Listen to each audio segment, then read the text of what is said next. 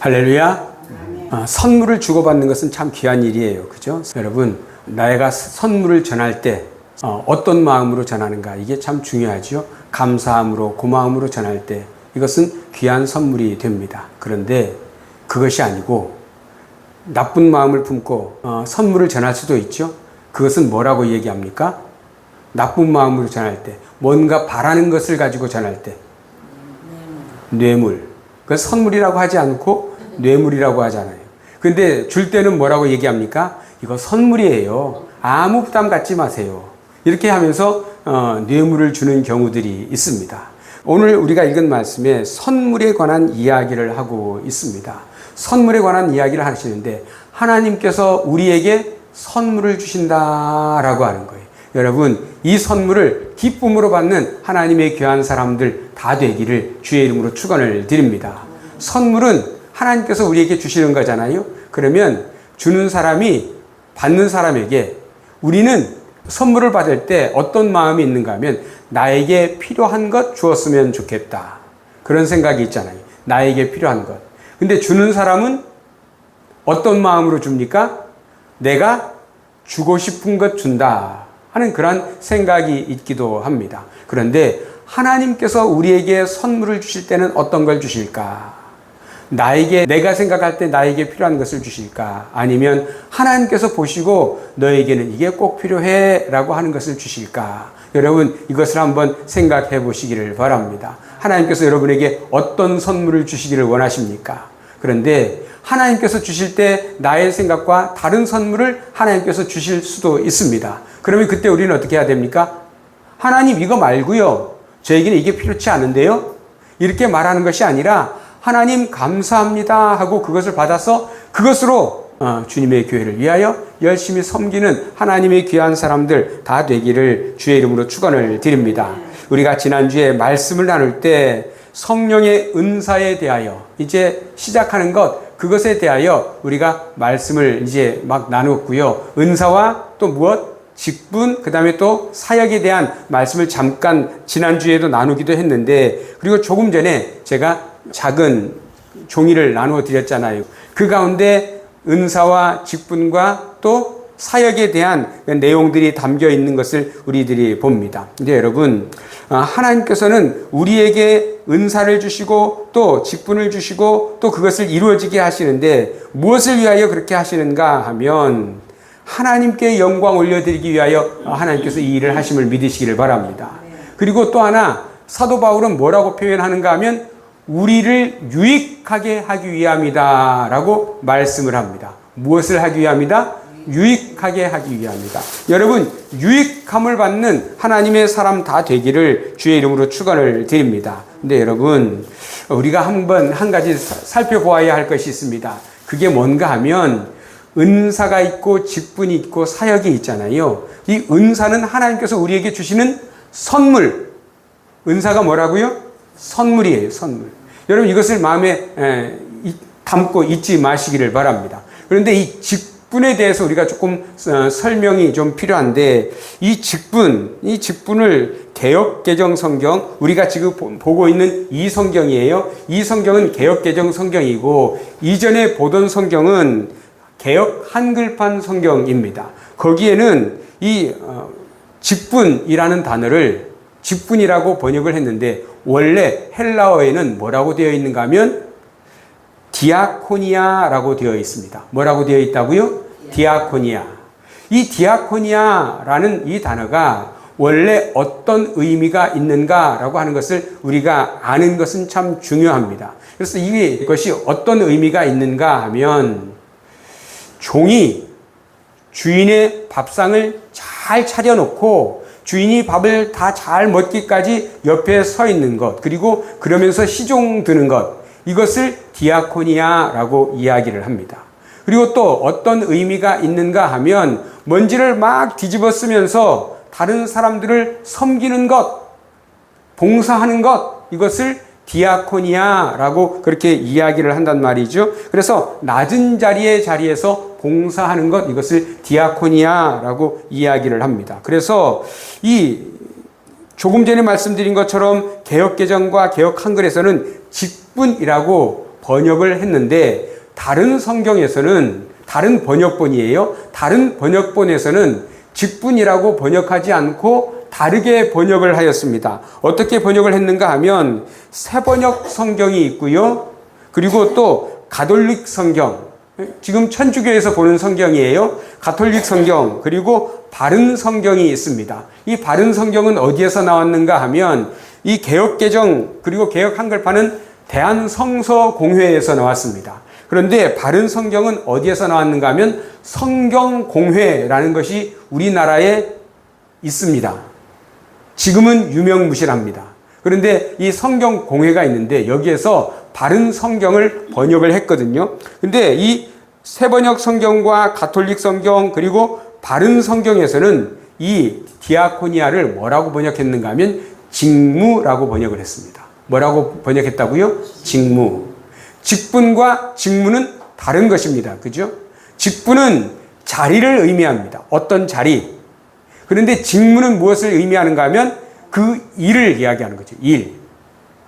그래서 직분과 직무가 서로 다른데 이렇게 번역을 한 거예요. 그러면 또 다른 번역들이 있습니다. 공동 번역 성경이 있는데 이 공동 번역에서는 뭐라고 번역을 했는가 하면 봉사양식이라고 번역을 했습니다. 봉사양식. 무슨 이야기하는가 하면 봉사하는 데는 이러한 다양한 양식이 있다라고 해서 봉사양식이라고 번역을 하기도 했습니다. 그리고 현대인의 성경이라고 있거든요. 이 현대인의 성경에서는 뭐라고 번역을 했는가 하면 섬기는 일이라고 번역을 했습니다. 뭐라고 번역했다고요? 섬기는 일. 이렇게 번역을 하였습니다.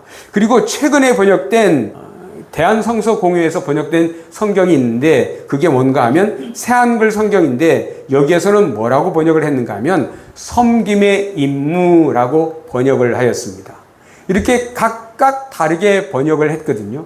각각 다르게 번역을 해서 이것들을 한번 잘 보면 이 직분이라는 이 단어를 그러니까 디아코니아라고 하는 이 단어를 뭐라고 번역을 했는가 하면 일에 초점을 맞춰서 번역을 한 거예요. 섬김, 봉사에 초점을 맞춰서 번역을 했다라고 말씀을 드릴 수가 있습니다. 그런데 개역 한글이나 개역 개정에서는 이 디아코니아를 직분이라는 단어로 번역을 했습니다.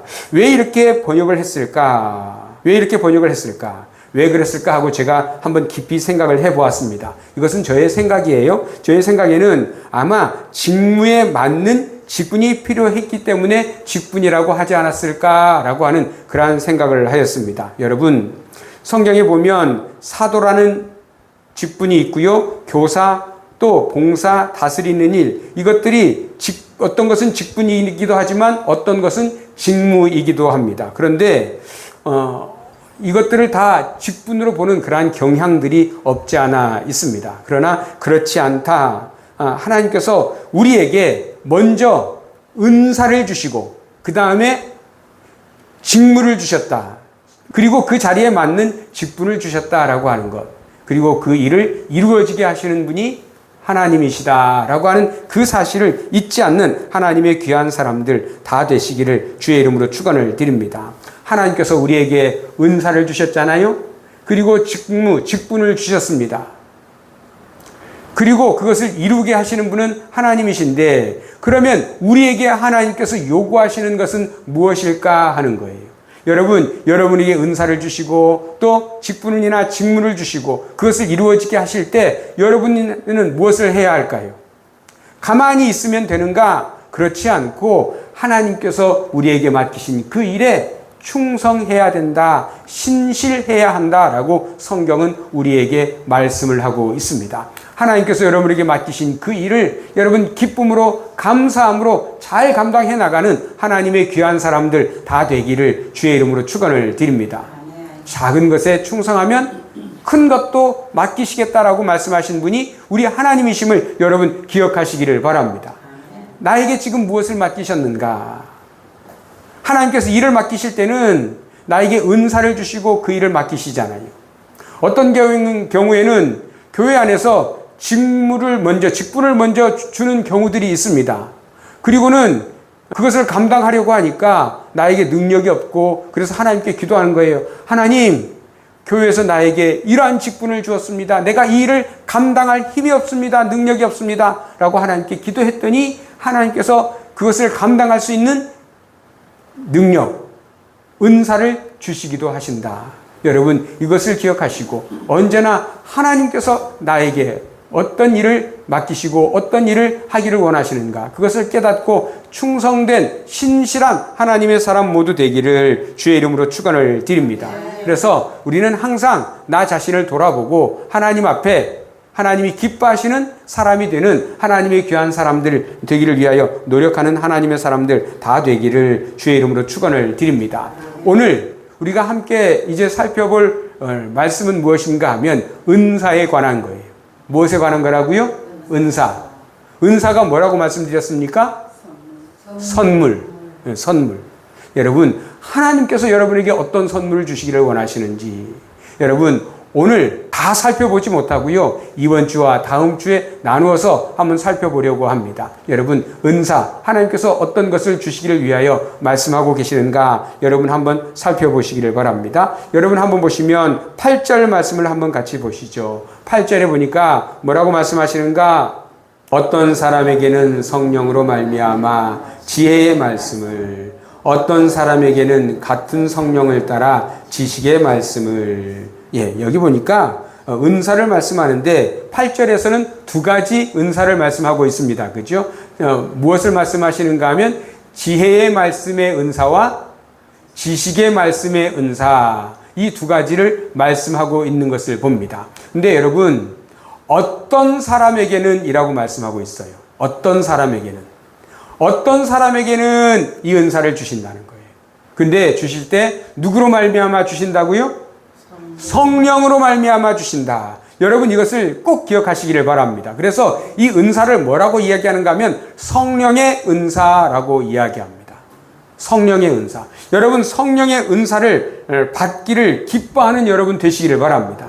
성령의 은사를 하나님께서 주시는데 안 받겠다고 하면 하나님께서 주실까 안 주실까?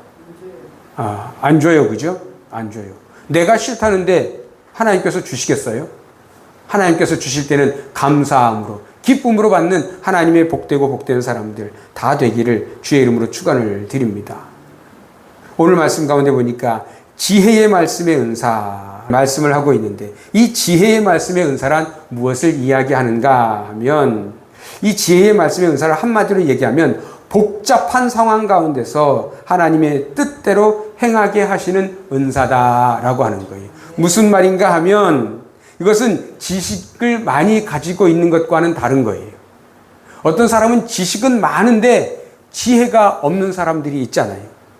많이 배워가지고 학식은 많습니다. 그런데 지혜가 없는 사람들을 우리들이 간혹 보게 되는데, 여러분, 지혜가 하나님께서 주시는 은사임을 여러분 기억하시기를 바랍니다. 문제를 해결하고 하나님의 뜻을 삶의 현장에 어떻게 적용해야 할까 하는 올바른 방향과 대안을 제시하는 능력이 바로 이 지혜의 말씀의 은사임을 믿으시기를 주의 이름으로 축원을 드립니다. 이 은사의 성격은 시행력이에요. 어떻게 일을 해가야 하겠다. 추진력이라고 말씀을 드릴 수가 있죠. 이 추진력이 있기도 하고요. 또 방향을 제대로 제시하기도 합니다. 이 방향으로 나아가야 합니다 하는 것을 바르게 이야기하는 거예요. 그리고 또 뿐만 아니라 어떤 일이 있을 때, 위기가 닥쳤을 때 이 위기를 어떻게 잘 이겨나갈 수 있을까 하는 능력을 이야기하기도 한다라고 하는 것입니다. 여러분, 우리 교회에 위기가 처했을 때 이 지혜의 말씀의 은사가 있으면 이 어려움을 어렵지 않게 잘 이겨나갈 수가 있습니다. 그런데 어떤 문제가 생겼는데 이 지혜의 말씀의 은사가 없다고 한다면 어려움 가운데, 오리무중 가운데 힘들어하고 고통스러워하게 된다라고 하는 거예요. 여러분, 우리가 성경을 읽어가다 보면 사도 바울이 로마로 가는 배를 타고 가는 여정에 있을 때가 있었습니다. 처음에 갈 때는 너무나도 좋았습니다. 바다가 잔잔하고 하늘에 햇볕이 탁 내려쬐니까 야, 우리가 출발하기 잘했다, 그렇게 생각을 했습니다. 그런데 가서 얼마 가지 않아 큰 태풍이 불기 시작했습니다. 큰 태풍이 불었는데 그 태풍의 이름이 있어요. 유라굴로라는 태풍이에요. 이 태풍은 엄청나게 큰 태풍이었습니다. 큰 배를 휩쓸어 갈 만한 그런 큰 태풍이었습니다. 이 태풍 가운데 모두가 다 죽을 위기에 처했습니다. 배에 싣고 있던 거 다 내어 던졌고요. 이제 어떻게 해야 될까? 어떻게 하면 살 수 있을까? 라는 것을 깊이 생각을 해도 사람들이 삶의 방법이 없죠. 그런데 하나님께서 사도 바울에게 말씀을 하시는 거예요. 무엇을 말씀하시는가 하면 너는 내 말을 이 배에 타고 있는 선원들에게 전해라 라고 하는 거죠. 하나님께서 말씀해 주시는 대로 다 전했습니다. 그 가운데 어떤 사람들은 사도 바울의 말을 듣지 않고 배에서 먼저 뛰어내리려고 하는 사람도 있었고요. 그 광풍 가운데. 어떤 사람들은 이 싣고 가는 것 가운데 다 버리는데 사람도 죽여서 버리자. 이렇게 이야기하는 사람들도 없지 않았습니다. 그런데 하나님께서 말씀하시는 거예요. 은사를 주신 거죠. 그래서 우리 가운데 아무도 상하지 않을 겁니다. 여러분, 여기서 마음 편안하게 갖고 참고 인내하고 있으면 됩니다. 라고 하는 것을 사도 바울에게 말해 주는 거예요. 그 말을 들을 때 사람들은 어떻게 생각했을까요? 지금 큰 광풍이 일어나고 있으니까. 저게 무슨 소리야? 저게 말이 무슨 말이야? 다들 그렇게 생각했습니다. 그런데 하나님께서는 사도 바울을 통하여 말씀하신 그대로 이루심을 우리들이 성경을 통하여 봅니다. 그래서 이 유라굴로라는 태풍에 휩쓸려 가다가 나중에는 어느 섬에 도착하게 되는데 이 몰타라는 섬이에요. 몰타라는 섬에 다 도착해가지고 거기에서 태풍이 다 끝나고 안정화될 때까지 거기서 여러 날 지내는 동안 거기서 안전하게 모두가 다 잘 지낼 수가 있었습니다. 하나님께서 이 사도 바울에게 지혜의 말씀의 은사를 주시는 거예요. 그리고는 그 은사를 통하여 모든 문제들을 선하고 아름답게 해결해 나가는 그러한 모습을 우리들이 보기도 합니다. 여러분, 우리에게도 어떤 어려움이 있다고 한다면 누구에게 구해야 하겠는가? 하나님께 구하고 또 하나님께서 주시는 그 은사를 통하여 이 어려운 문제들을 잘 해결해 나가는 하나님의 귀한 사람들 다 되시기를 바랍니다. 교회의 문제뿐만 아니라 여러분의 삶에 있어서의 문제도 역시 마찬가지죠. 하나님, 이 문제를 어떻게 해결할까요? 사람들은 이 사람에게 이야기를 듣기를 원합니다. 그리고 또 저 사람에게 이야기를 듣기를 원합니다. 그런데 이 사람이 이야기를 들으면 이 말하고 저 사람에게 이야기를 하면 저 말하고 그럴 때 우리는 어떻게 해야 될까요? 나는 어떻게 해야 될지 모르겠다 할 그때에 우리는 하나님의 음성에 귀 기울여야 함을 믿으시기를 바랍니다. 하나님께서 주시는 지혜에 여러분 순종하는 하나님의 사람 다 되기를 주의 이름으로 축원을 드립니다. 하나님께서는 하나님의 사람에게 말씀을 주시고 그 말씀을 통하여 이루어 가심을 믿으시기를 바랍니다. 그리고 또 두 번째 은사가 있는데 그게 뭔가 하면 같이 한번 보십시다. 어떤 사람에게는 같은 성령을 따라 무엇을? 지식의 말씀의 은사를 주신대요. 지식의 말씀의 은사를 주시는데 이 지식의 말씀의 은사는 무엇을 이야기하는가 하면 지혜의 말씀의 은사와는 분명한 차이가 있습니다. 지혜의 말씀의 은사와는 분명한 차이가 있는데 이 은사는 하나님의 시선으로 비밀이나 상황을 알게 하는 은사다라고 하는 거예요. 하나님께서 주시는 말씀을 어떤 사람은 바르게 잘 가르치고 또 전하는 사람이 있습니다. 그런데 어떤 사람은 그렇지 못한 사람도 있죠. 그죠? 어떤 사람은 쉬운 것도 어렵게 가르치는 사람이 있습니다. 근데 어떤 사람은 어려운 것을 쉽게 가르치는 그러한 사람들도 있지요. 여러분, 지식의 말씀에 은사가 있는 사람은 어려운 것도요, 쉽게 가르치기도 합니다. 그런데 보다 더 여러분, 이 세상에 가장 어려운 게 뭘까요? 이 세상에 가장 어려운 것. 철학이 어려울까요? 여러분, 철학책을 읽어보면요, 이게 무슨 말인가 도통 모르겠는 말들이 너무나도 많습니다. 우리가 모르는 단어가 아니에요. 모르는 단어를 쓰고 있는 것이 아닌데 읽어보면 무슨 말인가 모르겠어요. 읽고 나면 야, 분명히 내가 아는 단어를 다 읽었는데 한 문장으로 읽고 나니까 이게 무슨 말인지 모르겠네. 그런 일들이 있거든요. 그런데 이것보다 더 어려운 게 있어요. 그게 뭘까요? 철학보다 더 어려운 거. 신학이요? 신학은 철학과 비슷해요. 이 학으로 따질 때는. 근데 뭐가 어렵냐면 하나님의 말씀이 어려워요. 하나님의 말씀이 어려워요. 여러분, 하나님의 말씀을 우리가 읽으면 이 말씀이 우리가 쉽게 읽혀지기도 하지만 여러분, 하나님의 말씀을 우리가 이해하는 것은 그냥 되는 게 아닙니다. 하나님께서 우리에게 지식의 말씀의 은사를 주시지 않으면 이것을 깨달아 알 수가 없습니다. 읽고도 아이고 이게 소설책보다 못하네. 어떤 사람은 그렇게 얘기한다니까요. 그런데 지식의 말씀의 은사가 있는 사람들은 하나님의 말씀을 깨닫고 할렐루야 아멘 하는 거예요. 그러면서 하나님의 말씀의 깊이를 깨닫고 하나님 감사합니다. 제가 이 말씀을 따라 살아가겠습니다. 라고 이야기를 하는 거예요. 여러분, 초자연적 어떤 특정이나 사실, 이런 것들, 이러한 진실들, 이것들을 어떤 경우는 우리가 이해하기도 하지만 어떤 경우에는 이해하지 못하는 경우들도 있잖아요. 그런데 그것을 다 알게 해주시는 분이 누군가 하면 하나님이시다. 여러분, 복잡한 교리들이 있습니다. 이것도 쉽게 이해하려고 하면 어떻게 해야 되는가 하면 지식의 말씀의 은사가 있든지 지식의 말씀의 은사가 있는 사람에게 가르침을 받을 때 우리가 쉽게 이해할 수 있다라고 하는 거예요. 여러분, 교회 지도자에게 지혜의 말씀의 은사와 지식의 말씀의 은사가 있어야 합니다. 교회 지도자에게 하나님의 말씀을 제대로 가르칠 능력이 없다고 한다면 이건 문제가 심각하잖아요. 그죠? 여러분 어떻습니까? 제가 하나님의 말씀을 전할 때 여러분 잘 깨달아 압니까? 아니면 아이고 저게 무슨 말일까? 들어도 무슨 말인지 모르겠네. 그런 생각이 드십니까? 여러분, 하나님의 말씀을 듣고 잘 이해하실 수 있는 여러분 되시기를 바랍니다. 아멘. 저에게 지혜의 말씀의 은사, 지식의 말씀의 은사를 주십시오 하고 여러분 늘 기도하시고 여러분들에게도 하나님 내가 말씀을 들을 때 깨닫는 영을 주옵소서. 아멘. 여러분 위해서 기도하시기를 바랍니다. 그래서 하나님의 말씀을 따라 살아가는 것, 이것이 매우 중요한 일이다 하는 거예요. 여러분, 예수님께서 우리가 지난번에 한번 말씀을 함께 나누었는데 유대 땅에 있다가 저 위에 갈릴리로 갈 때 한 군데 거쳐야 하는 곳이 있었다라고 말씀을 드렸습니다. 어디를 통과해야 했죠? 어딘가 하면 사마리아예요. 사마리아 성에 수가성이라는 성이 있습니다. 거기서 한 여인을 만났잖아요. 그 여인을 만나셨는데 예수님께서 그 여인을 만나기 위하여 친히 가신 거예요.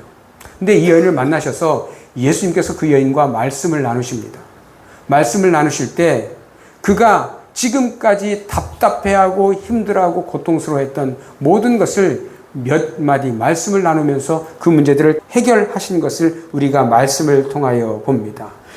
말씀을 들을 때 이 수가성 여인은 자기가 지금까지 고민해왔던 생수에 관한 문제, 영적인 생수죠. 그것에 관한 문제를 해결받았고요. 또 하나님께 어떻게 하면 예배를 드릴 수 있는가 하는 것에 대한 그 문제도 해결함을 받았고요. 그리고 이러한 문제들 뿐만 아니라 영적인 성숙에 대한 말씀도 해결을 받고요.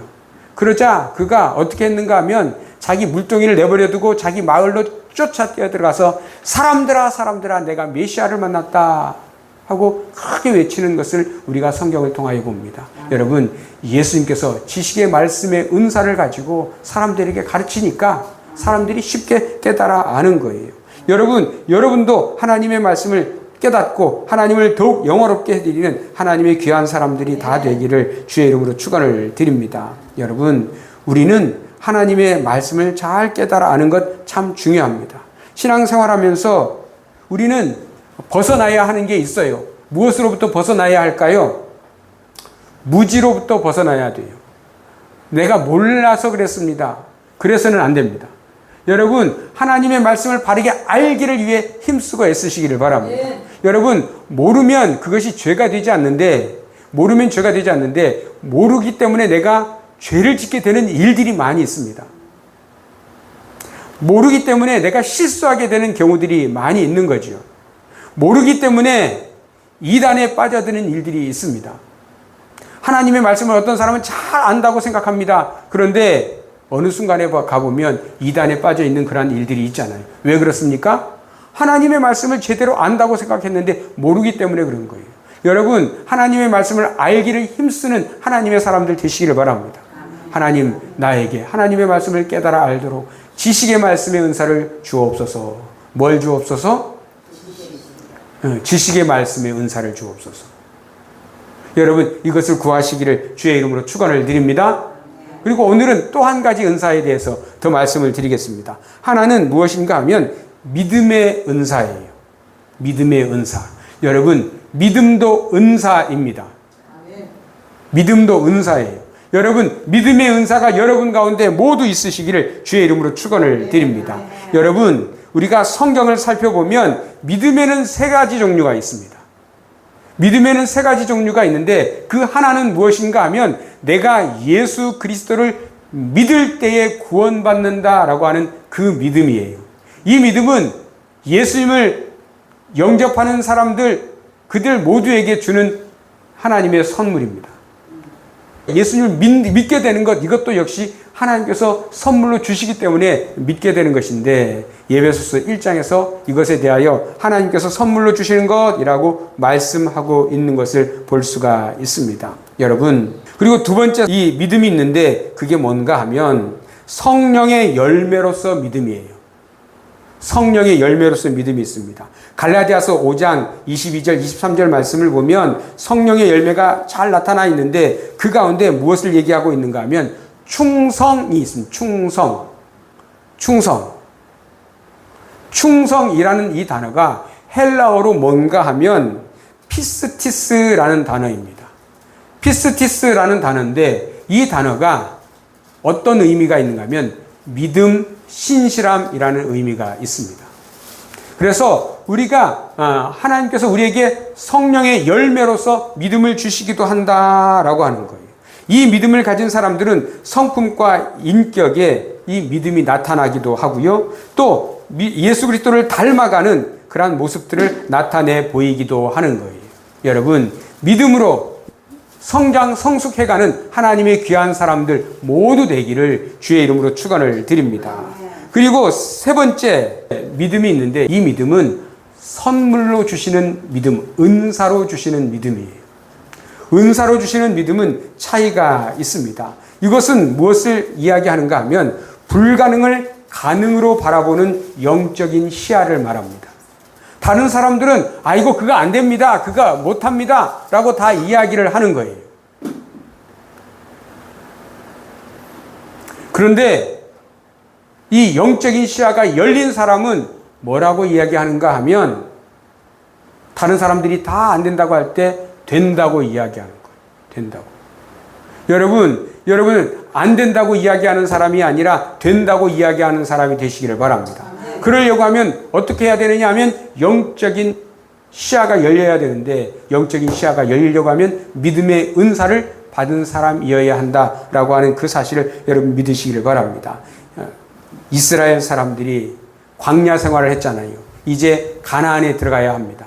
가나안에 들어가기 전에 12명의 정탐꾼을 모세가 이 가나안 땅에 보냈습니다. 그때 정탐을 다 하고 돌아와서 12명의 사람들이 이제 이스라엘 백성들 앞에서 보고를 하는 거예요.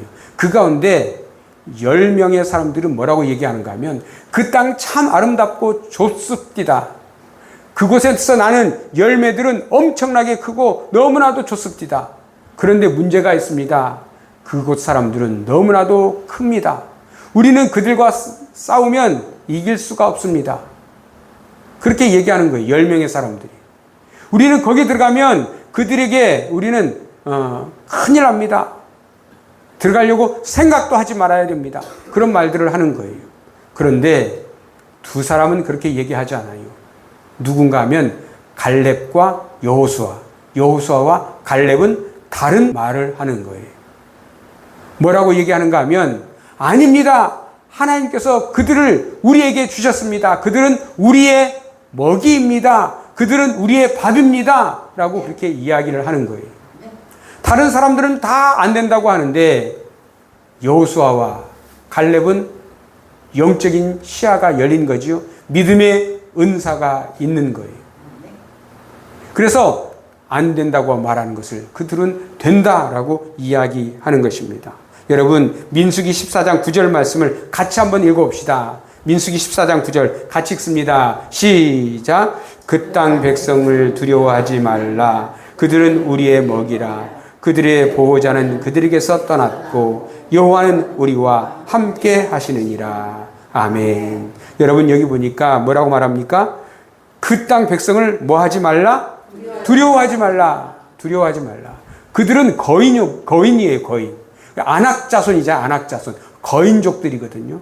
근데 그들을 두려워하지 말래요. 그들은 뭐라고요? 우리의 먹이라. 그들은 우리의 밥이다. 라고, 우리의 밥이다. 그리고 또 뿐만 아니라 그들의 보호자는 그들에게서 어떻게 했다고 말합니까? 떠났다. 그들에게서 떠났다라고 표현하고 있지만 사실 그들이 믿는 신은 뭐예요? 우상이고 죽은 신이에요. 죽은 신. 살아있는 신이 아닌 거예요.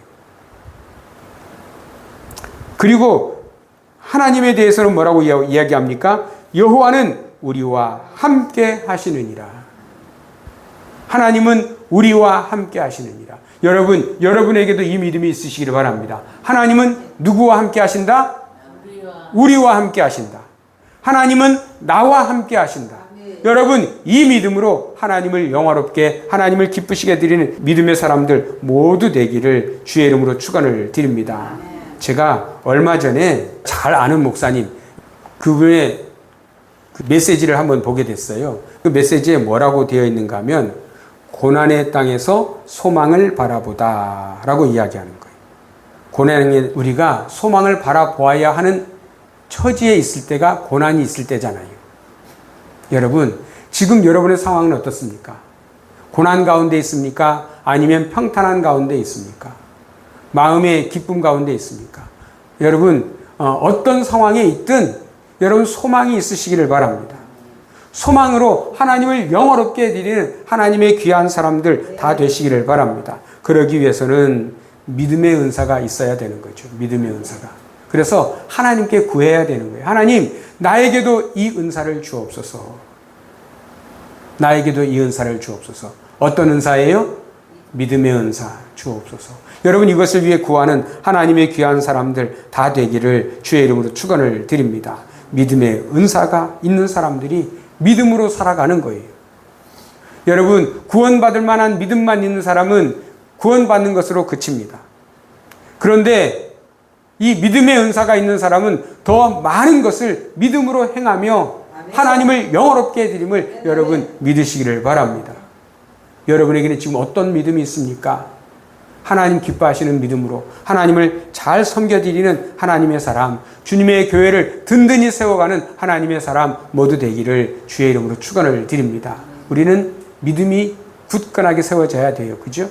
오늘 세 가지 은사에 대해서 살펴보았는데 첫 번째는 무엇이었습니까? 지혜의 말씀의 은사. 두 번째는 지식의 말씀의 은사. 세 번째는 믿음의 은사. 예. 이렇게 세 가지를 살펴보았습니다. 여러분, 이 은사들을 다시 한번 묵상하시고 하나님, 나에게도 이 은사들을 주옵소서. 여러분 위해서 기도하는 하나님의 귀한 사람들 모두 되기를 주의 이름으로 축원드립니다.